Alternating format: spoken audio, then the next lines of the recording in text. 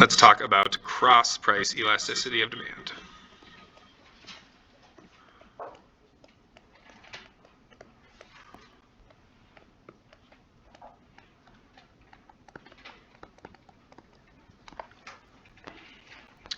So cross-price elasticity, this is essentially how we figure out what's a complement and what is a substitute, right? So we know that complements and substitutes,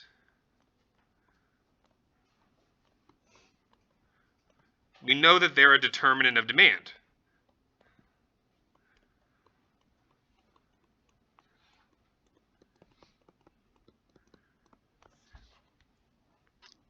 And by a determinant of demand, we essentially just say that they affect or impact demand. Little writing tip for you: if you ever are writing and you're trying to figure out, should I use affect or effect, you can always replace it with impact. Impact works every single time. So just stop torturing yourself trying to figure out, is it affect, is it effect? Just say impact. It's one of the greatest little writing hacks I've ever been told. And it's worked for me for 20 years now. So I bestow that upon you. All right, so our cross-price elasticity of demand is how we figure out if things are substitutes or if they are complements. So the cross-price elasticity of demand is defined as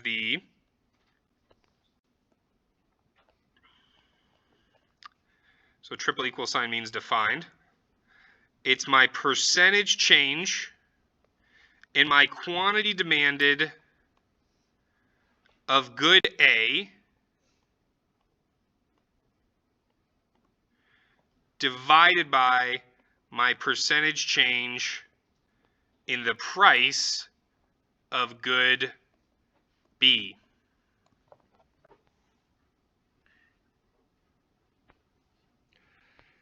It's often discussed as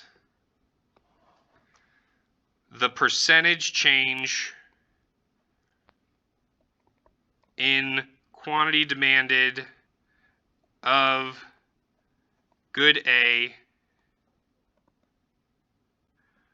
from a 1%. So they just kind of try to, so that you can talk about it in words, right? From a 1% change in the price of good B.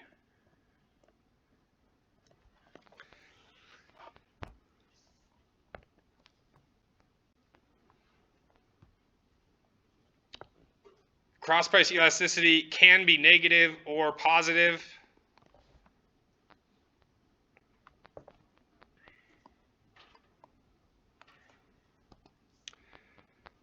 The positive cross-price elasticities mean that they are substitutes.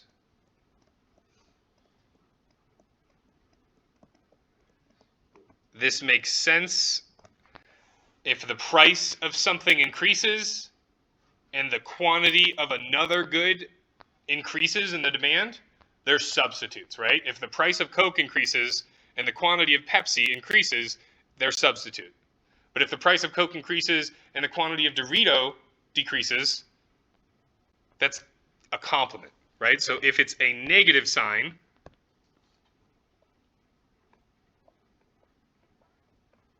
then that means that they're complements. So again, just like with our price elasticity of demand, we're not just saying, oh, peanut butter and jelly goes together, they're complements. We're going to the market, we're testing and seeing what happens when the price of peanut butter increases. Oh, the quantity demanded of jelly decreases, regardless of what's happening to the price of jelly, regardless of what's happening to consumer tastes for jelly, so on and so forth, right? Because they're complements. So the price of related goods has an impact on the quantity demanded.